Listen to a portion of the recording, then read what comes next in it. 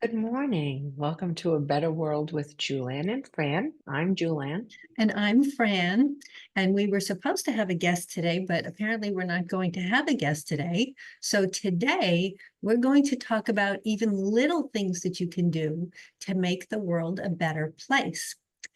For example, this Julann was in church and she saw a group of people who were together, and one of them was taking a picture of the others.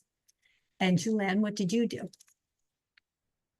I went over. I had gone, we left church. So they had come out of church behind me, and I went to my car, and they were standing at the top of the stairs with the church in the background. And one person was taking a picture of the others. So I went over and I said, "Hey, would you like to be in the picture?" And they were so excited and happy. And I don't know, it's so many little things. Like if you just take a minute and you pay attention, you can make someone so happy. I thought they were going to ask for my autograph. I mean, they were so excited. And I'm like, guys, it's just a picture. And, then I went shopping after church, and it just, everything works out because you're smiling and you're happy, and you ask for help, and then you get into a little conversation because we're always in a rush. Everybody's busy, and we're rushing through life. Just take a minute, say good morning, ask a question, lend a hand, make a difference. Yes, even just the little things that you can do for a person, the things that you can do to help a person, to uplift a person, or, and sometimes, like you said earlier, when you do a nice thing for one person, that person is then in a good mood and they go out and they do nice things for other people. And it becomes like a Exactly. butterfly effect. That's right, Fran, it does. But you know what? I think something that we can work on, we don't, last week on the podcast, we had someone who did an amazing job of volunteering, and, she raised money to get playgrounds and things like that. And that's amazing. And you can do so many things, but you can also do things in your own life. The way you interact or react to your partner, your husband, your wife, your children, your grandchildren. I'm blessed that I get to see my grandchildren, three of them anyway. One's a little bit further away and he's tiny yet, and you're rushing and you're thinking, you have to make dinner, you have to do this, and I try to sit on the floor and play and read and do all those things, but to be present and to be so grateful that I get to spend this time with them. And yes, sometimes it's hectic. And, my grandson Theo, he's going to be 3. So I think he was exceptional for 2s. I think maybe 3s, he might be a little bit more, independent. He does what he wants, and, too bad on you, that kind of a thing. So when he gets in trouble, like if he does something dangerous, he climbs or something, and you try to talk to him, and you get down low and you talk face to face, and he knows he's in trouble. If he hits his sister, let's say, and you're talking and you're explaining, and he says to you, "I'm so funny." No, you're not so funny. You're not so funny. But, you could get angry, or you could be upset that you had a plan and things didn't go exactly the way you thought. You're stuck in traffic. There's someone in front of you online, and you're in a hurry, and she's counting out change. Well, you know what I mean? And you're puffing and puffing. And, if you could just slow down, little things, say good morning to your neighbor, or I don't know, just the tiny little things in your everyday life. The person that's been really on your nerves lately, maybe reach out and invite them for coffee, or make time for your uncle or your cousin or someone that you haven't talked to in a while. Just do something kind today. Absolutely. It's not only good for the other people involved, it's also good for you. It makes Yeah, you healthier because you're being mindful, you're being present, you're not rushing ahead to the future or worrying about the past or, fretting about something else that you did. And in addition to that, I was just reading a book called Spontaneous Evolution, in which they talk about the importance of love and how love can have a very positive effect. And there are scientific studies they mention within the book that prove that you can do things like release cancer cells by loving them instead of fearing them, instead of, mm, You just sort of imagine the cells, you tell them that you know that they're there for a reason, and you are grateful for whatever. Oh, here she is. We have a guest. Oh, To- very nice, exciting. that's cool. Okay. So All right. so anyway, the importance of love. You can make all kinds of things happen when you are willing to love. Okay, I have a question. We'll get back to that in a second. Okay.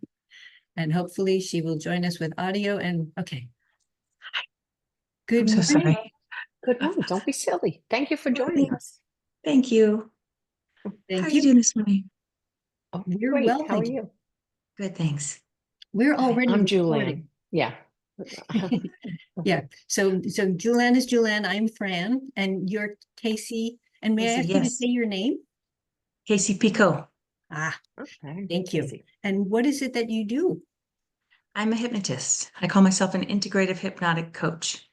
Nice. So in the state of Colorado, unless you have a medical degree in counseling or psychology, you can't call yourself a hypnotherapist. So I'm a hypnotic coach. And Very nice. what that means is when I work with clients, I ask them about their body, their skin, their bones, their joints, their relationships, because a lot of times there's so much that's the mind body connection. Like if they're having issues with a parent and they've got a shoulder or hip issue, often if there's the male side and the female side, the right side is the male side, the left side is the female side. Sometimes if they can work on their situation or their emotional relationship, the pain in the body goes away. Right. So there's so much that's connected. So integrating all of the things that could be a facet of what's happening, I think is important. Wow, that's Interesting. fascinating. Did you train at the Hypnosis Motivation Institute? Did. I did. I went there. So in it was probably 2020, because I had a boyfriend that was living with me, and I opened a spa near my house. And he said, just make it great. I'll cover all the house bills. It's like, okay, are you sure? You sure? We were in the shutdown and it was right after we reopened, and I'd been looking for a space to do on my own. So in about 3 weeks, I whipped this place together. I had all kinds of equipment for body sculpting. I was a hairdresser at the time, and had all this stuff together, and all the equipment and the furniture was in my garage. I was just ready. I just needed a space. So I move into this space. I get the plumbing and the engineer and the lease and the lawyers and all this stuff. So I opened the place, and 4 days after I opened, he left. Oh, And I goodness. was like, I just signed $100,000 lease predicated on your commitment to help me. So, yeah. So I started binge listening to things on YouTube, How to heartbreak, kill someone or how to get recovery, over and yeah, not kill someone. all that stuff, codependence, narcissism, all this stuff. And I heard a man saying, we get addicted to a life we don't even like. And we get addicted to the chemicals of complaining. And I was like, oh my gosh. Okay. So when I was in the last place, I kept thinking it was the other hairdresser's fault. It was the landlord's fault. So I'm looking at this new space, and in my head, I said, I'm going to be in here by myself. Who am I going to blame it on now? And when I heard him say we get addicted to the chemicals of complaining, I thought, ding, ding, ding. All the bells went off, right? And it was Joe Dispenza. So I Yeah. did the deep dive into all that. And I said, okay, this guy looks like he's doing seminars. I'm going to go to a seminar. And we were still we were in masks. Nothing had reopened. And it looked like they were going to do a seminar in Florida, because Florida didn't have the Rona. And they did their first seminar in January. Well, before January, and I got into the January seminar, not realizing that it sells out in 6 minutes. Then they said a couple weeks later, we're going to do this in November and then January. And I got into the November one. So I went to the live events with Joe Dispenza and 1,200 other people. And in that, I met someone who said, I just graduated from HMI. That's where Dr. Joe went. He's hypnotizing us. And I was like, whoa, what? okay, do me. What are you talking? What do you mean he's hypnotized? What? And I'd heard of hypnosis, but like hypnosis on Scooby-Doo, right? I didn't know what hypnosis was, right? Right. So I contact HMI. I said, okay, we go to his room. He puts a head behind my bed, pillow behind my head. He does the hypnosis in the chair. And there's just this little,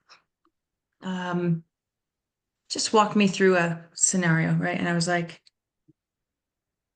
I'm doing this. This is my new life. I'm done with hair. This is changing lives on a real scale. Like I've done hundreds of weddings and made brides and mothers of brides and people feel beautiful for that 5, 6, 10 hours. But sometimes I know they're going back to, like, the mother of the bride will say, just make me look better than his new wife. Hmm. How long have you been divorced? 27 years.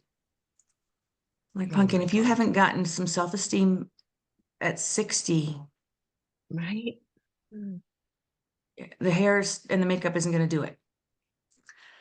So there was just something missing from, like, my big picture was trying to just help people feel better. And when someone would cry, and it only happened 2 or 3 times in my 40-year career of hair, that somebody would cry after, I lost sleep for weeks. Right. I mean, come on, it's hair. It's going to grow back. We're not saving lives here, right? Right. So I joked about that. It's hair. We're not saving lives until the Rona. And then they were like, okay, hairdressers are, and it was like, okay, now I get why it's 8 months of school to learn how to be sanitizing things and keeping people safe from something that will never happen. And here it happened. Right. So we're back to washing our hands and sanitize, and I got the coronavirus the day it came to my town in Vale. Oh, wow. And they'd written an article about a couple people that got it in Vale. And so when we reopened, I was the trusted place to go because now I had the natural immunities. You're not going to get sick from me in my You're space, right? safe. Yeah. So that came, and some people were like, oh, I don't know if I would have done that. I was like, are you kidding me? That was the best thing I could have done. The best marketing could have happened. And it was, and luckily I survived the virus, and obviously. So I went to HMI, and I went to, in the middle of hypnosis school, I got on with somebody that was also an HMI student, and he said, are you going to Hypnothoughts? And I was like, what's Hypnothoughts? So I get on the website of Hypnothoughts, and I'm looking at it, and I was like, oh my God. Okay, Hypnothoughts is the largest hypnosis conference in the world. And the top of the best are there, right? And like 120 speakers. But it's people from all over the world that come and have been doing it for decades at a time, that are speaking and educating and sharing their knowledge. And, oh, what's happening? Okay, Kim, and they'll take you into the corner and say, okay, close your eyes, da, da, da, and you do the thing, and you're like, it's gone. It's the magic of hypnosis is so amazing to me. Still, every time someone's hand raises, I'm like, I wish I could take a picture. This is so cool. The hands up, and they just got the hand up. So it's part of the suggestibility that gives you the indication that they're actually in hypnosis. So I met all these amazing people and was just blown away at this rabbit hole of the brain and metaphysics and mediumship and all kinds of, because people are there doing everything from weight loss, smoking, pain, anxiety, stress, to here's how you leave your body, here's how you go to past lives, here's how and so I've done all of it in just the last couple of years. And what I kind of focus on a lot, I've been sober since 1991. And so I have sat through a lot of 12-step meetings. And so I've developed a program for people that are not trying to quit drinking, but have quit drinking and are still kind of struggling and just still kind of in their not having the best relationships, not having the best work, environments, not having, it's, your relationship with money, with people, with your parents, with your kids, with your ex, with your own inner struggle, right? So there's so much I can do with hypnosis to just quiet that committee, right? And it helps a lot. And so people are getting really good results, and they're just able to go out in the world and just be like, like I kind of attribute it to when I work with someone who's trying to lose weight, and the biggest competition now is these shots, right? Well, the shots have a lot of side effects. And there are no side effects to hypnosis other than an hour of hypnosis is equal to 4 hours of sleep. But, when someone, let's say, when someone loses weight with the shots at the end of it and they hit their goal weight, unless they stay on the shot forever, they're going to go They're gonna right back gain up it like back. any quick weight loss Right. program and put more weight on than they did before, just like every other time they've lost a bunch of weight, right? So it's almost like with someone who wins the lottery, they come into a lot of money. Their brain hasn't processed what's happened. And so sometimes they still stay in that story of, wait a minute, I grew up in a trailer park. I don't know how to manage this money. I can't handle this money. I'm going to give it up. And they have all these big hopes and dreams and it's all going to be great. And I'm going to be rich forever. And I'm going to help everybody. And the statistics are that a lot of them go back to the trailer park, right? So just like with the weight, if you lose the weight with the shot, sometimes if you haven't done the inner work, the brain is saying, I don't deserve this. I didn't earn it. I didn't exercise. I should have done. I didn't. And your body, your brain, that mind body connection puts you right back to, and then some, the weight, right? So with hypnosis, when I work with clients with weight loss, there's a multi-layered, I give them books to read. They listen to, I have hundreds of audios I've recorded. And then I've got another 100 audios of other people's that are part of this program that I have my clients listen to in the morning and at night, because part of what I explain, and you guys know this because you've had several hypnotists on the show, that we go into hypnosis as we fall asleep, and then we come out of hypnosis as we wake up. And that's why it's so many people suggest you listen to this as you go to sleep and listen to this when you wake up first thing in the morning, because it's kind of like, like the alcoholic prayer is, God gets in my head before I do, when we wake up in the morning, right? Because that committee, once the committee starts, we have a really hard time not believing what we think, right? And if everything we know, if our brain is an archive of the past and it's all predicated on our history, and we think we're just going to keep repeating history because that's what's been proven to happen up until now, it's hard to see a future different because I keep generating the same cycle, right? I can see that working for other people, but I just don't see it working for me. So the biggest part I start with an athlete, with a weight loss, with smoking, what's the outcome you want? What do you want? With people that are in codependent relationships that are keep bringing in the same person that's either toxic or aggressive or abusive or whatever, they don't understand that they're creating this dynamic that draws the sickness or the sick puppy or the hurt or the mean guy or the whatever it is. So I'm like, okay, what's the outcome you want? And let's start with what kind of person, what's your ideal person? Make a list of all of the amazing things about this person. And then to the person I'm speaking with, I'm like, and how dare you not become that person first if you're expecting your perfect to be those things, right? So we work on how do you be in integrity, honest, loyal, all the things, so that they can show up differently to themselves, unrecognizable to themselves in that history that says they're always going to be the same way, right? And it's amazing how quickly shifts can happen with hypnosis. Unlike when you're on it, we're not grinding that problem deeper and deeper into the subconscious, talking about the problem on the therapist's couch for 30 years, right? So I'm like, okay, stop. I got what I want. Whenever they're in that story, you know that story, you've memorized that story. We don't need to keep grinding that in deeper. Let's stop that and talk about what do we want? What's the outcome? What's the goal? Where are we going? Right? Yeah. So we empower that and energize that. Absolutely. And after I ask, what's the outcome that you want? I ask, and what will your life be like when you have that outcome? Exactly. And so often people will say, excuse me, they'll refer to their new lives in terms of the problem. Well, It's not going to be I'm not. right, exactly. Right. I won't be overweight any longer, or I won't have that, well, what will you have? It's Right. really difficult to imagine that new life. Yeah. Yeah. Yeah. So that, and they can't imagine it without the hypnosis. They can kind of sort of picture it, but without the energy we put into with the hypnosis, they can't imagine. They can't see themselves in that new silhouette. So and I think energy is a big part of it. Like my mother had a friend who was diagnosed with cancer and it metastasized a couple years later. Oh, what have I done? I think you're, yeah, there you how I go. did that. And she was given 3 to 6 months to live. And so she said, she was from Alabama. She's Darling Dean Phillips. She said, well, I don't want a bunch of people coming to my funeral. I want to see the people that love me, and I want to love on them and give them hugs and kisses. And so I'm going to throw myself a going away party. And she did. She threw Oh, herself a going away party. 200 people came from all over the country. And wow. she lived 2 more years because of that. So she got all of that oxytocin, all that love, all of those people that came just to praise her and thank her and surround her. And that energy is so profound, right? We have no idea how much power we have. And so when we energize what we want, it gets bigger, right? So I've got my little dog. I don't know if you can see him on the couch over there. Yeah, she's on the floor.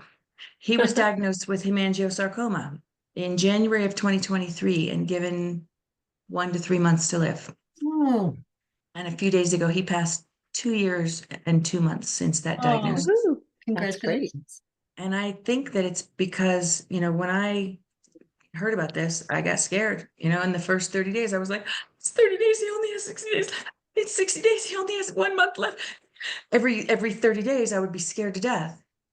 And somebody in that hemangio Facebook page said, you got to change your energy. And I was like, well, I've been to 7 Dr. Joe events. I know how to change my energy.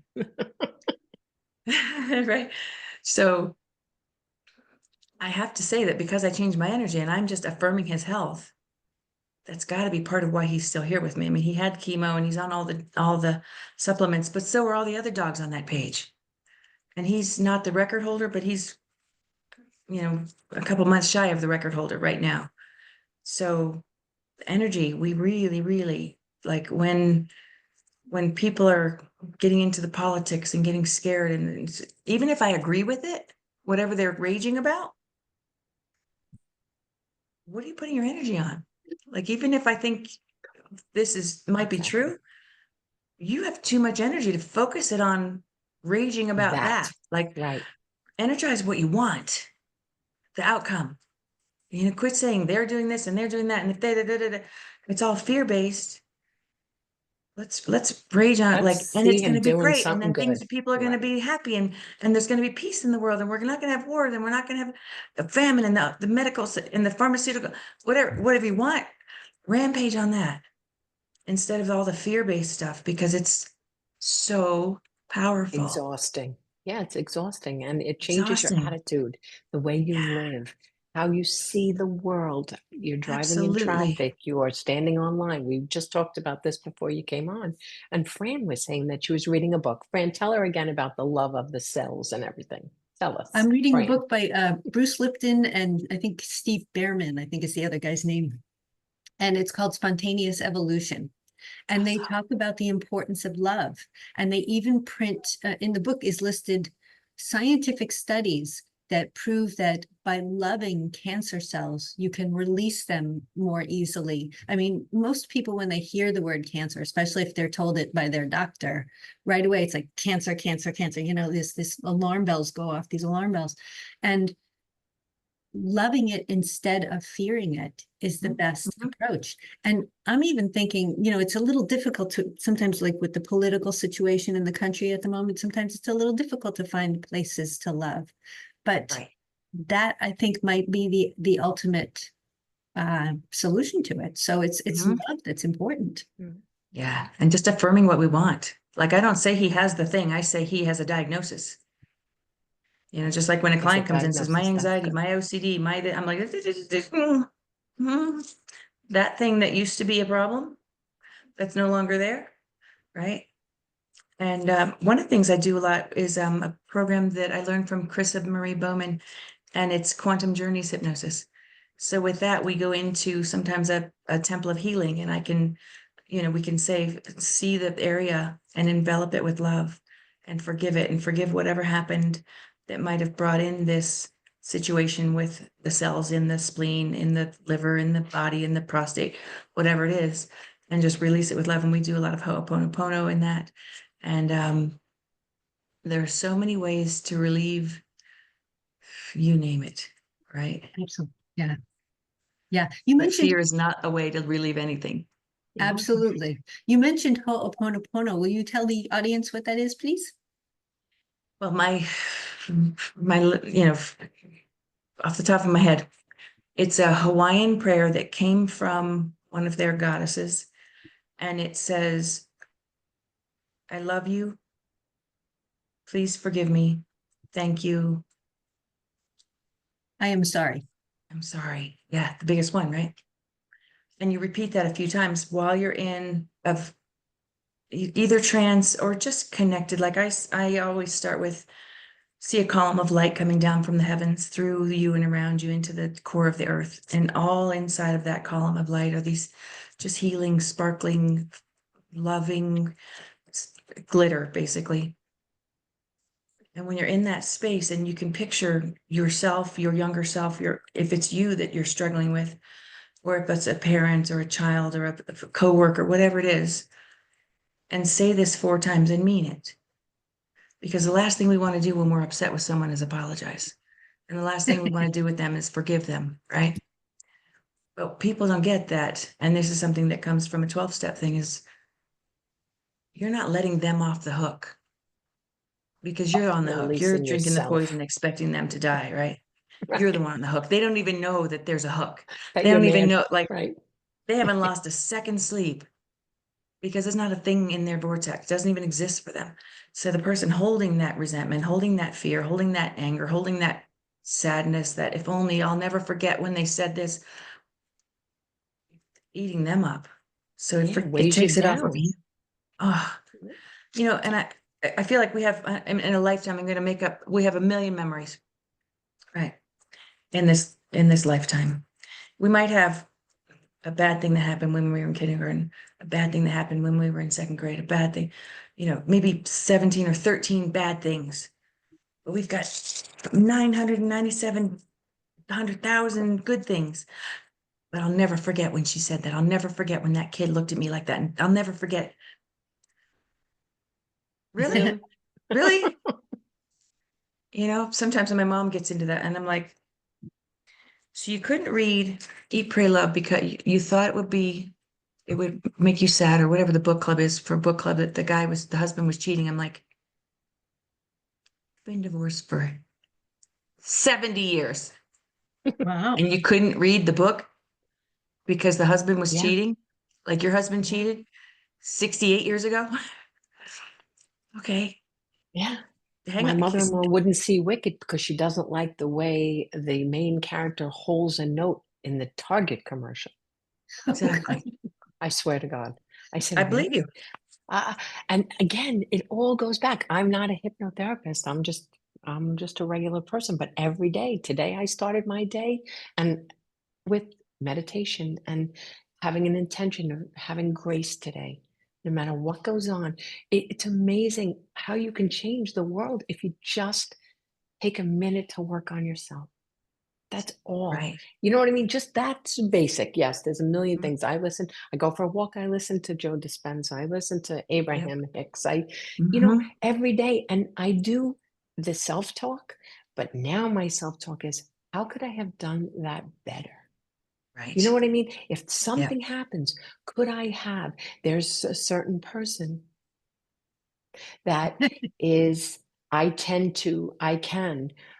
let be upset about something. Something happens and and I work on that because Mhm. I'm not, yes, we all have feelings and we all get insulted or whatever, but how Mhm. we react. You know what I mean? If we could just, like Absolutely. weight loss, we know what to do. We all know what to do. It doesn't matter if you're on Weight Watchers or you're Atkins or you're keto. Basically, you all know what to do. Same thing with exercise. It's just that a lot of times we don't want to do the hard work. It's too Right. painful. We don't want to see the husband cheating on the wife. We don't want, Right. it's not entertaining. It's like watching the news. My honey loves to watch the news. I hate to watch the news. So now people say, well, you don't know what's going on and you're just burying your head in the sand. Listen, we all know what's going on. But I Yeah. would rather, right, I don't want to spend my whole day. If two people are fighting, let's say you have two daughters and they're having a fight. So they have a fight and then they call their mother. And this one tells the mother this and this one Right. tells the mother this. And you try to And it say, just Yeah, so I already heard, you know what I mean? Could we not, let's talk about what we can do to fix it. Mhm. And then again, as a mother or a mother-in-law, you have a different responsibility. You got to watch. I'm not trained to say, I have common sense. That's pretty much all I have, really. And I It's an just try to do oxymoron. the right thing. Yeah, exactly. You try to do the right thing. You don't always get it right. You try to be a little better than you were yesterday, right? Right. Mhm. Behavior That's it. should either be celebrated or changed. Right. And how easy is that? Bottom line, there you go. If you're holding a grudge, it's holding you down. Right. Try to figure And it it out. can, and that kind of stress, from Joe Dispenza is what makes us sick. So it either implodes or it explodes, right? We make ourselves sick or we lose it on our people. Yeah. Or Yeah. So both. or both. Yeah. Yeah. Which is the worst of all. Yeah. So Yeah. if we can just calm down that physiology, change the physiology first, everything else just kind of filters its way in. And physiology changing can just be, you know, taking on a power pose and just looking up and not, like Paul McKenna says, nobody ever comes in my office and says, I'm depressed. Right? He's so cute. Yeah. So people come in and they're struggling, they don't want to make eye contact, right? And so just kind of smiling, looking up, lifting up your body, just changing the physiology changes everything to start with. Just get outside and get some daylight. And there's we've learned so many things in just the last 10 years of neuroplasticity and how the brain works and how we can shift and mold and manipulate and, you know, manipulate in the sense of whatever story you're telling yourself that's not working, you made that up. So make up a story that works. And Oh, I here's, love, I can show you how to do Yeah. that. Right. Right. I can help you. Yeah. absolutely. Kacee, when people want to get in touch with you, how can they do that? They can get onto my website. It's called hypnoawakening.com. And I have a show that I'm doing in a week nearby, a comedy hypnosis show that, Comedy hypnosis. I know Nice. it's hilarious. And I feel like sometimes people think that it's making fun of people and it's not. It's, when I first learned about hypnosis, I was just like, what do you mean there's what? And they make people do, because I'd never seen a show. And the first show I saw was Terry Stokes. His final show, was at Hypnothoughts. And I was like, this is hilarious. I didn't know. And then I heard someone say, if it weren't for hypnosis on stage, we wouldn't have a career. And I was like, I guess maybe there's something to that because it's what people know hypnosis most for is TV, is comedy shows, right? And Scooby-Doo. But in the office, you're not going to get any recognition. Like there are much better ways to earn a ton of money through other than hypnosis, right?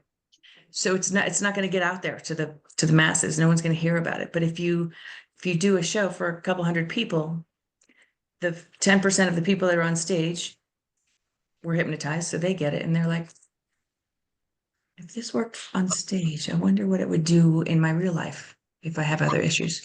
And the people in the audience are like, that was real because the post-hypnotic suggestion we give to people after the show is done. You go back in the audience and now you do this for the rest of the night. And they do the little howling thing or whatever it is. The people that see that are like, they're not making this up.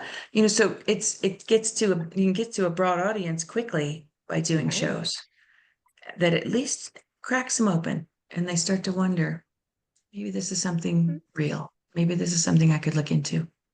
Because that thing's been nagging at me forever, right? So it's Oh, pretty cool. Yeah. excellent. Yeah. Really, really excellent.